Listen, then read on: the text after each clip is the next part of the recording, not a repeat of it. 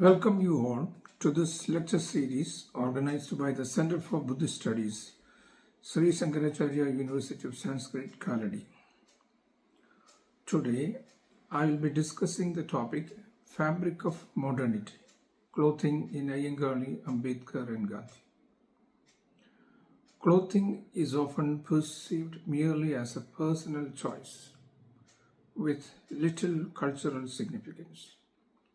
However, in recent times, it has taken on substantial cultural and political importance with numerous studies examining its role in different societies. Clothing is in a sense a means of self-expression. As Michel Foucault argued, the distinction between the body and the mind is challenging to make. He believed that institutions such as schools, prisons, and hospitals, along with discourses, shape our understanding of both our physical and mental selves. Our identities, thoughts, and behaviors, including how we dress, are not innate but are instead produced and regulated by external forces.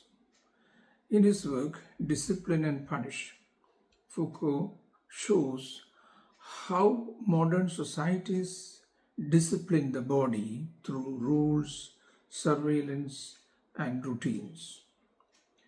These physical controls also affect how we think about ourselves and internalize societal norms. Foucault did not view the body as a neutral biological entity, but as a site of power. In this context, our clothing choices are not merely personal, but often are subjected to societal pressures and control. Sometimes, the state itself plays a role in shaping individuals' bodily appearances, as citizens' identities are considered more significant than their personal expressions. Clothing also carries semiotic value. Over time, the combination of body and dress has become a potent tool of visual communication. As Alison Lurie asserts, clothing speaks louder than words. Clothing and dress often serve as identifiers of a person's social status, socio-economic class, culture, religion, political views, gender, citizenship, and occupation. Thus, clothing is more than just fabric. It is a language. Roland Barthes distinguishes between the real functions of clothing, which address material needs, and the unreal ones, which convey deeper meanings tied to cultural understandings and societal classifications. Beyond this, clothing carries political weight. As Jean Allen suggests, because clothing plays such a critical role in shaping identities, it can be considered a form of political praxis. Clothing and its enforcement enable both individuals and institutions, particularly states, to define, unite, harmonize, and classify subjects. Several instances can be identified from our past. The story of Nangeli is worth mentioning here. Nangeli was a brave woman from the lower caste who became a symbol of resistance against the oppressive caste system during the 19th century. At that time, the lower caste people were subjected to harsh social restrictions, including the mulakaram or breast tax, which prevented lower caste women from covering their breasts. Only upper caste women were allowed to wear clothes over their chests. In an act of defiance, Nangeli refused to comply with this dehumanizing rule. When the tax collector arrived to collect the tax, she cut off her breasts and presented them to him, symbolizing her refusal to live in shame and oppression.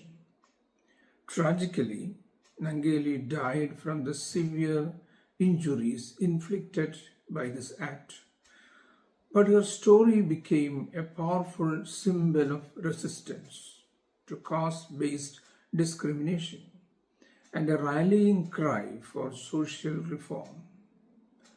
Her sacrifice highlighted the extreme lengths to which marginalized women were pushed to assert their dignity and fight against systemic injustice. The Chalar riot that occurred in 1859 was another significant event in the history of Kerala. It was a violent uprising led by the lower caste Nadar community, particularly women, against the oppressive social and religious norms imposed by the higher castes.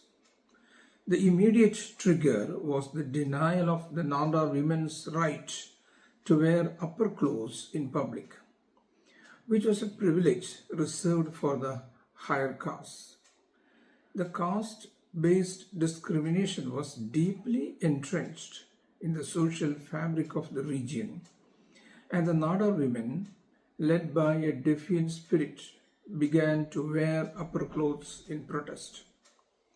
This act of defiance led to violent clashes with the upper caste communities, resulting in the Chalar riot. These incidents highlight the cruel discrimination experienced by the lower caste people of Kerala during the 19th century, who were denied even the right to cover their body. Since colonial times, clothing had profound political implications in India. Leaders like Mahatma Gandhi, B.R. Ambedkar, and Jawaharlal Nehru have used their attire to communicate their politics and ideologies. In post-colonial India, political movements have continued to leverage clothing as an essential tool to express loyalty, identity, and opposition. The debate around headwear itself, with its varying shapes, styles, and materials, reflects deeper meanings about religious affiliation, ethnicity, occupation, social status, and more. We know that clothing certainly is different for different communities. It was different for different castes and people belonging to different regions. So clothing certainly was an identity marker. Mahatma Ayyankali and his Villuvandi Yatra is an incident that has to be quoted here. Happened in the year 1893. It was a powerful protest against the entrenched caste hierarchy in Kerala. One of the most significant and symbolic aspects of this protest was his choice of clothing. Ayyankali, who belonged to the Pulaya community, defied caste norms by wearing upper caste attire that was traditionally forbidden for people of his caste. In Kerala, caste determined almost every aspect of life, including clothing. lower caste individuals were restricted to coarse, minimal clothing, while fine garments like turbans and upper body coverings were reserved for upper caste people. By deliberately choosing to wear the attire of an upper caste man, Ayyankali challenged this status quo.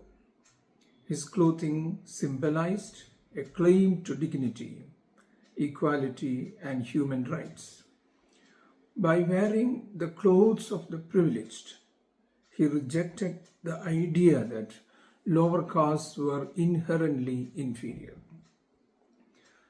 It was an act of rebellion against a system that dehumanized people based on their caste.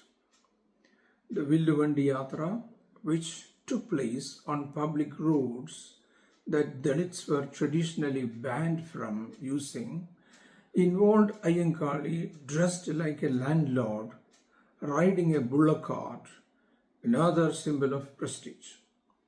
The image of a Pulaya man in upper caste attire confronting their arrogance shocked the dominant caste. Ayyankali's dress not only mocked Brahminical symbols but also used the dominant caste's own cultural codes to undermine their authority.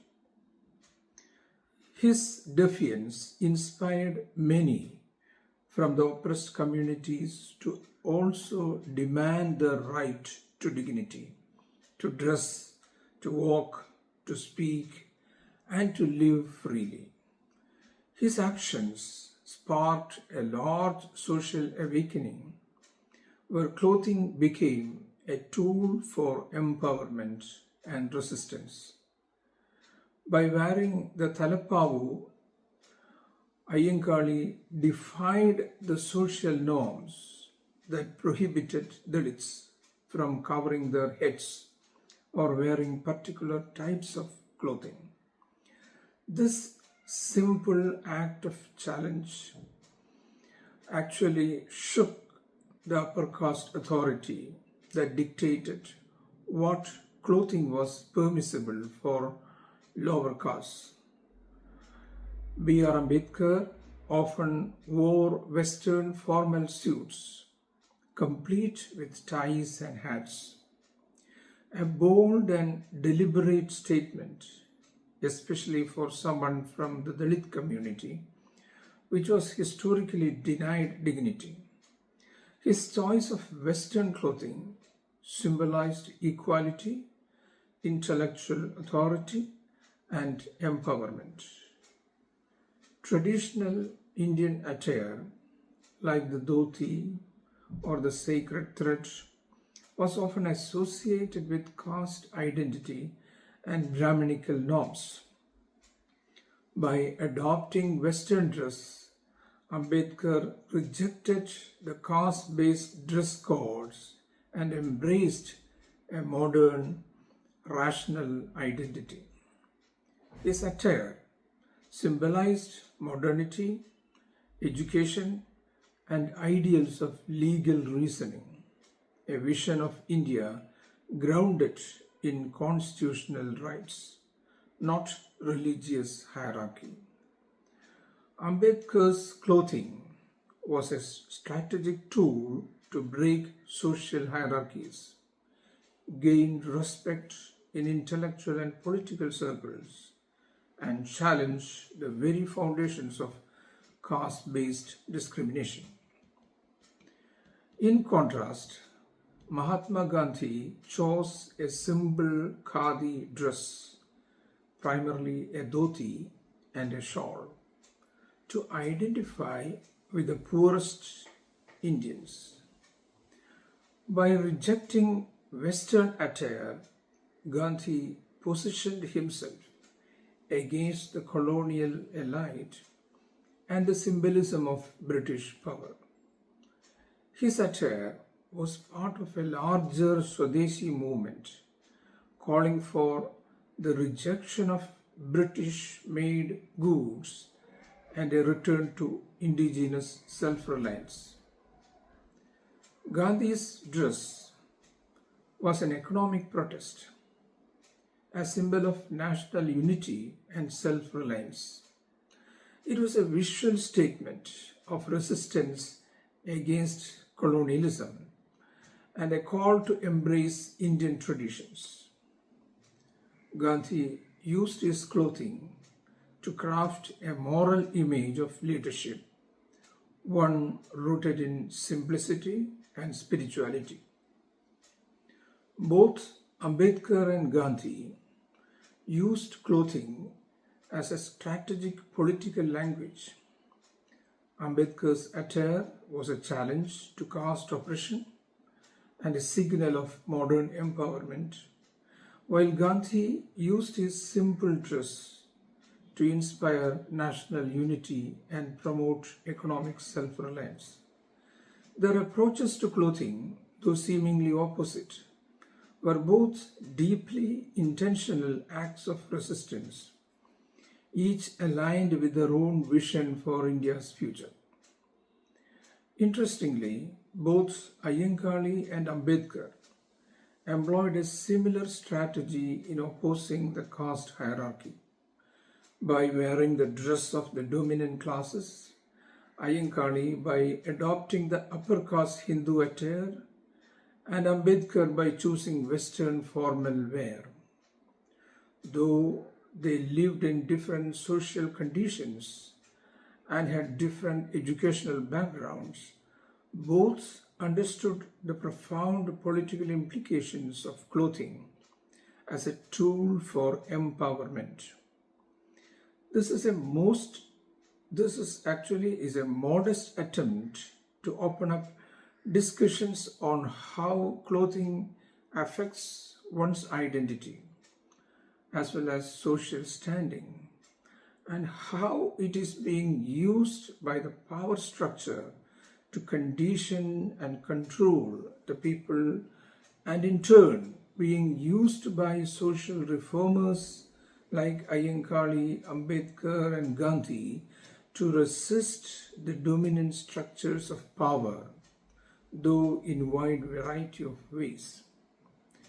I am really thankful to the organizers, especially Dr. Ajayakumar, Director, Center for Buddhist Studies, for providing me this opportunity to speak on this occasion. Thank you very much.